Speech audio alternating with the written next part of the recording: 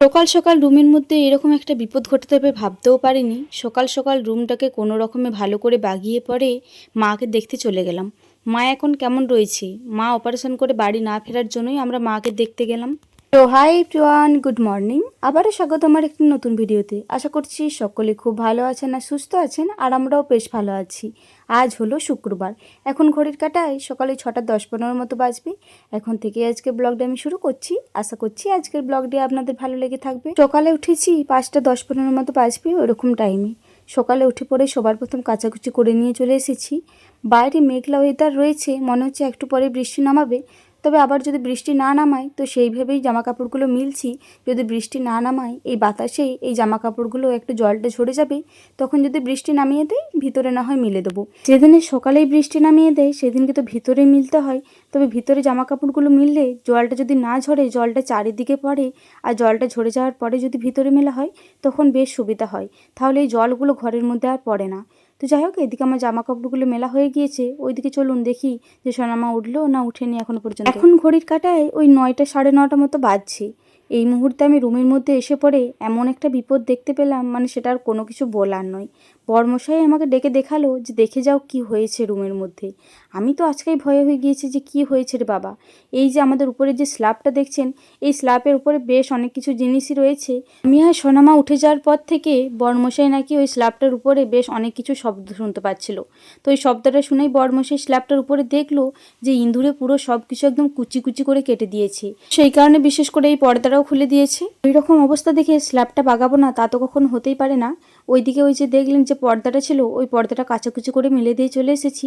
তো আজকে তরকারির মধ্যে হয়েছে ভেন্ডি ভাজা, চচ্চড়ি আর সোয়াবিন আলু তরকারি। ওইদিকে কিন্তু ভেন্ডি ভাজা চচ্চড়ি হয়ে গিয়েছে, এদিকে সোয়াবিন আর আলুটা ভেজে রাখলাম, দিদিভাই এই তরকারিটা করে নেবে। এখন ঘড়ির কাঁটায় 11টার মতো বাজে। এই মুহূর্তে মোটামুটি সব কিছু কাজ কমপ্লিট হয়ে গিয়েছে, বাড়ির কাজগুলো। তারপরে ওইদিকে সোনামাকেও স্নান করিয়ে দিয়েছি। আজকে সোনামাকে ইচ্ছা করেই ঘুম পাড়ায়নি, কারণ সোনামা যদি ঘুমোতো আমরা ঘরটা বাগাতে পারতাম না। ঘরটা যদিও বাগাতে পারতাম, তবে ওই ঘর বাগানোর শব্দতে আর এই রুমের মধ্যে যে ধুলোগুলো উড়তো ওগুলো সব সোনামায়ের গায়ে যেই বসতো। তো সেই কারণে বিশেষ করে সোনামাকে আর ঘুম পাড়ায়নি। ওই যে ওইদিকে সোনামা আর সোনা পাপা দুজনেই শুধু আমাদের রুমটাকে আসছে, দেখছে যে এরা দুজন মিলে আবার কি করছে রে বাবা। যাই হোক, এদিকে বড়মশাই এরপরে স্ল্যাবটার উপরে উঠবে। স্ল্যাবটার উপরে যাবতীয় যা জিনিস রয়েছে সব কিছু জিনিস নিচে নামানো হবে। তবে সাইকেলটা কিন্তু এখন আর নামানো হবে না। সাইকেলটা যেহেতু একটু ভারী রয়েছে আর সাইকেলটা পুরো একদম সেট করা আছে, তো সেই কারণে ওই সাইকেলের জায়গাটা আপাতত এখন হাত দেবো না। তবে সাইকেলের জায়গাটা ইঁদুরে কোনো কিছুই করেনি, জানেন তো। কনের জিনিসগুলোতে বেশি করেছে। এই সাইডে কটা মতো জিনিস ছিল, এই জিনিসগুলো তো একদম কাটাকুটি করে পুরো একদম যাচ্ছে তাই করে দিয়েছি। এই যে কাটাকুটি করে একদম পুরো যাচ্ছে তাই অবস্থা করে দিয়েছে। একটা মতো হোম থিয়েটার ছিল, এটা খারাপ হয়ে গিয়েছিল, তো সেই কারণে বিশেষ করে সোনামায়ের পাপা রেখে দিয়েছিল একটা বস্তার মধ্যে। যাই হোক, ওইদিকে কনের যা ছিল সব কিছু নামিয়ে দিয়েছে। এবারে ওই সাইডের কনের যেগুলো রয়েছে ওগুলো একটু নামিয়ে দিচ্ছে। এই মুহূর্তে সব কিছু জিনিস নামানো কমপ্লিট হয়ে গিয়েছে।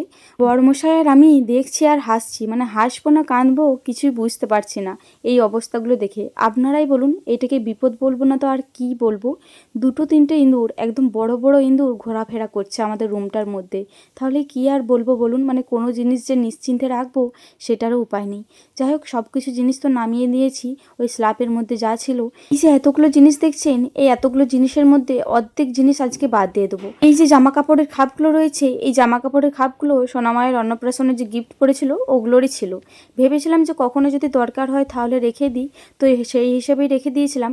তবে বড়মশাই বলছে একদম আর কোনো জিনিস রাখো না, যে জিনিসগুলো দরকার নয় সেগুলো একটা বস্তাতে রেখে দাও, আর যেগুলো দরকার সেগুলো এই যে এই সাইডে করে রেখে দিয়েছি। ওই অতগুলো জিনিসের মধ্যে এই কটা জিনিসই একদম গুছিয়ে বাগিয়ে একদম পরিপাটি করে রেখে দিয়েছি। এবারে বড়মশাই ওই তাকটা ভালো করে পরিষ্কার করবে, তারপরে এই জিনিসগুলো ভালো করে রেখে দেবে জায়গা মতো। এই যে বড়মশাই আমার পরিষ্কার করতে লেগে গিয়েছে, আর ওই জিনিসগুলো বাগানো আরে সব কিছু হওয়ার পরে কিন্তু সাইকেলটাও নামিয়ে নিয়েছিল। সাইকেলটা বাইরেই দাঁড় করিয়েছে, সাইকেলটাও আজকে একটু রিপেয়ারিং করবে। সোনামায়ের অন্নপ্রাশনের থেকে সাইকেলটা এই প্লাস্টিকটা দিয়েই মোড়া রয়েছে। প্লাস্টিকটাও বেশ নোংরা হয়েছে আর অনেক পুরনোও হয়ে গিয়েছে, একটা দুটো জায়গা ছিঁড়েও গিয়েছে, তো সাইকেলটা তো নোংরা হয়ে যাবে। তো সেই কারণে বড়মশাই বললো সাইকেলটা এখন হাত দিও না, তাকটা পুরোপুরি একদম ডিপ ক্লিনিং করি, তারপরে ওইদিকে না হয় সাইকেলটা একটু ভালো করে ডিপ ক্লিনিং করে নেব। এই মুহূর্তে আমার যা কাজ ছিল সব কিছুই কমপ্লিট হয়ে গিয়েছে। এবারে বাদবাকি যা কাজ রয়েছে ওগুলো বর্মশাই সামলে নেবে। তো যাই হোক, রুমের মধ্যে ধুলোর আরে সব কিছুই কাজ কমপ্লিট হয়ে গিয়েছে। তো সেই কারণে বিছানা চাদরটা চেঞ্জ করে একেবারে সোনামাকে খাবার খাইয়ে ঘুম পাড়িয়ে দিয়েছি। ও একটু কান্নাকাটি করছিল, ভাবলাম ওকে ঘুমটা পাড়িয়ে দিই, তারপরে বাদবাকি যা কাজ রয়েছে ওই কাজগুলো কমপ্লিট করে নেব। এই যে আমাদের দেখুন রুমটা একদম ডিপ ক্লিনিং করে জায়গা জায়গা মতো সব জিনিসগুলোই রাখা হয়ে গিয়েছে। তবে ওই যে বললাম সোনামায়ের সাইকেলটা এখনো পর্যন্ত একটু মতো রিপেয়ারিং করতে রয়েছে, ওটার প্লাস্টিকটা আরে চেঞ্জ করি, নতুন আবার প্লাস্টিক দিয়ে তারপরেই রাখা হবে। তো এটা এখনো পর্যন্ত বড়মশাই করেনি। এইদিকে আমি এই যে টেডি বিয়ারগুলো রয়েছে সোনামায়ের, সব টেডি বিয়ারগুলো ভালো করে পরিষ্কার করে নিয়েছি। আর দুটো মতো ছোট ছোট ফটো ফ্রেম রয়েছে, একটা বাচ্চার ছবি রয়েছে, ওই সব জিনিসগুলো কিন্তু আমি ভালো করে ডিপ ক্লিনিং করে নিয়েছি। চলুন আর বেশি বকবক করবো না, ওইদিকে সোনামা ঘুমোচ্ছে, আমি বাদ বাকি যে কাজগুলো রয়েছে কমপ্লিট করে নিই। এখন ঘড়ির কাঁটায় বিকালে 5:30 বাজছে। এই মুহূর্তে আমরা যাচ্ছি মাকে দেখতে। আপনারা হয়তো ভিডিওর ইন্ট্রোতেই শুনে নিয়েছেন যে আমরা আজকে মাকে দেখতে যাব। ভেবে তো ছিলাম যে কালকেই যাব, তবে কালকে যেহেতু দাঁতটা প্রচণ্ড পরিমাণে ব্যথা করছিল, ডাক্তার না দেখাতে গেলেই নয়, তো সেই কারণে ডাক্তার দেখিয়ে এবারে এসেছিলাম। আজকে অনেকটাই ভালো লাগছে, তো সেই কারণে বড়মশাই সকাল থেকেই বলছিল যে তাহলে চলো মাকে একবার মতো দেখে আসি। তো সকালে যেহেতু বৃষ্টি নামিয়ে দিয়েছিল, তো সেই কারণে সকালে আর বেরোয়নি। এই যে এই মুহূর্তে আমরা বিকালে বেরোলাম।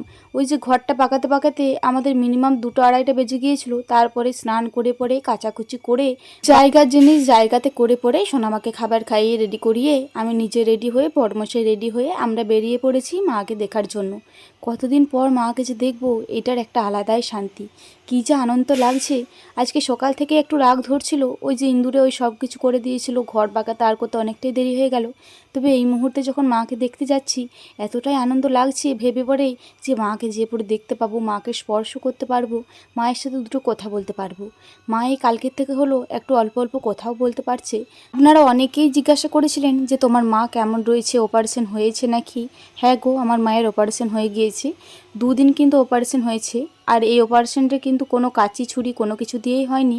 অপারেশন হয়েছে দাঁতগুলো যেহেতু নড়ে গিয়েছিল আর সাইডগুলো যেহেতু একটুকু ভেঙে গিয়েছিল, তো ওগুলো সেট করার জন্য ক্লিপ বসিয়ে দিয়েছে। ক্লিপ বসানোর কারণেই মা কোনো মোটা খাবার খেতে পারছে না, পাইপের সাহায্যে খাবার খাচ্ছে আর কোনো রকম কথাও বলতে পারছে না।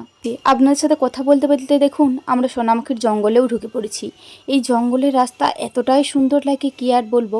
আর এই জঙ্গলের মধ্যে যখন যায় এত সুন্দর বাতাস দেয়, ওই বাতাসটা তো যদি ভালো লাগে, তবে সোনামা যেহেতু রয়েছে সোনামায়ের পক্ষে কিন্তু বেশ খারাপ বাতাসটা। তো সেই কারণে সোনামাকে একটা টাওয়েল ঢাকা দিয়ে দিয়েছি, যাতে ওই বাতাসটা ওর কানের মধ্যে না লেগে পড়ে, ও ঠান্ডা যেন আবার না লেগে যায়। আমরা যেহেতু 5:30টায় বেরিয়েছি, তো সেই কারণে আমাদের রাস্তাতে যেতে যেতেই সন্ধে হয়ে গিয়েছিল। তার পথেই একটা মিষ্টির দোকান আর একটা ফলের দোকান কাছাকাছি দেখে পরেই দাঁড়িয়ে গিয়েছি।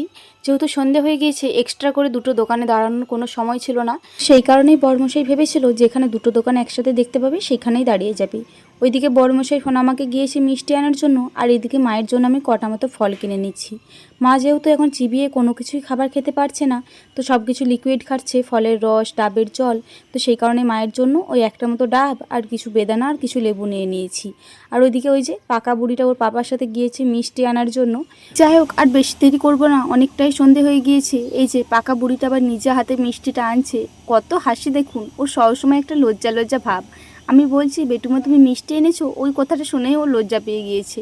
যাই হোক চলুন আর বেশি দেরি করবো না, মিষ্টি ফল সব কিছুই নেওয়া হয়ে গিয়েছে। এবারে মেজদিদের বাড়ির উদ্দেশ্যে রওনা দেবো।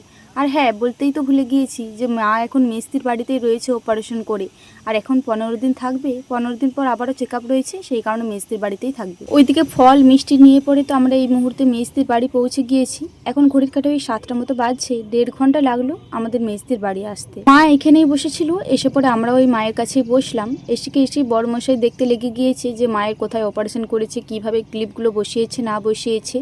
মাটা আমার ভীষণ ব্যথা পড়ছে জানেন তো, তখন থেকেই অ্যাক্সিডেন্টটা হয়েছে তখন থেকেই মা ব্যথা পেয়েই যাচ্ছে। মাঝে কিছুদিন একটু বন্ধ ছিল ব্যথাটা, তবে এই যে অপারেশন যখন থেকে হয়েছে আবারও ব্যথা পাচ্ছে। এই সাইডে তো একটা সেলাই হয়েছিল, তো মা বললো এটা কালকেই খুলিয়ে এনেছি, তার আগে পর্যন্ত কিন্তু ওরা সেলাইটা কেটে দেয়নি। আপনারা যারা আমার পুরনো বন্ধু রয়েছেন তারা হয়তো জানবেন, এর আগেও মেজদির বাড়ি এসেছিলাম। আমার বান্ধবীর ছেলের অন্নপ্রাশন ছিল, তো তখন মেজদির বাড়িতে ঢুকেছিলাম। তখন হয়তো আপনারা খেয়াল করবেন যে এই যে টিয়া পাখিটা ছিল, এই টিয়া পাখিটার নাম হচ্ছে পিহু। যাই হোক, এসে পরে সোনামা ওর মামামকে দেখে একটু তো ভয় পাচ্ছিল, একটু আনাড়ি ফিল করছিল। তো এখন কিন্তু মামামের সাথে বেশ বসে বসে গল্প করছে আর একটুখানি লজ্জাও পাচ্ছে। মা আগের তুলনায় একটুকু ভালো রয়েছে, তবে ওই যে বললাম না পাইপের সাহায্যে খাবার খাচ্ছে। তাই চলুন মেজতেই মাত্র সন্ধ্যের খাবারটা মাকে দিয়ে গেল, মা না হয় খাবারটা খেয়ে নেক। এদিকে এসে পরে সোনামাকেও খাবার খাইয়ে দিয়েছিলাম। সোনামা এই মুহূর্তে খেলা করছে।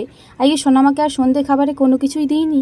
এসে পরে মেজদি ভাই জল মিষ্টি দিয়েছিল, ও 2 পিস মতো রসগোল্লা খেয়ে নিয়েছিল। সেই কারণে সন্ধ্যের খাবার ওকে আর কোনো কিছুই খাওয়াইনি, একেবারেই রাতের খাবারটা ওই 8:30-এর মধ্যেই খাইয়ে দিয়েছিলাম। এখন ঘড়ির কাঁটা ওই 9টা মতো বাজছে। এই মুহূর্তে মেজদি ভাই আমাকেও খেতে দিয়ে দিয়েছে। বেশ অনেক কিছু দিয়েছি। এদিকে জিরে লঙ্কা দিয়ে আলু ভাতে সেনে দিয়েছে পেঁয়াজ দিয়ে। এটা তো আমার মোস্ট ফেভারিট, আমার হয়তো আর কোনো কিছু তরকারির দরকার নেই। আর এইদিকে পেঁয়াজ দিয়ে মাছ সানা করে দিয়েছে। আমি এই মেজদি ভাইতে বাড়িতে এসে এই মাছ সানাটা প্রথম খেয়েছিলাম, আর খেতে এতটাই ভালো লাগে, আপনারাও একবার বাড়িতে ট্রাই করে দেখতে পারেন, খেতে কিন্তু বেশ ভালো লাগে।